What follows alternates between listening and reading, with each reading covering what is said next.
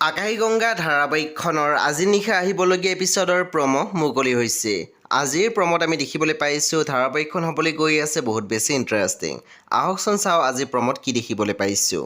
আজিৰ প্ৰমৰ প্ৰথম ভাগত আমি দেখিবলৈ পাইছোঁ উদীপ্তই নিধিৰ আগত কৈ আছিল, মানে মই অথৰ্বৰ কথাবোৰ গম পাই তেওঁক বুজাবলৈ কৈছিলোঁ এইবোৰ কাম বাদ দিয়ক। আৰাধ্যা বা ভাল ছোৱালী, তেওঁক নঠগাব।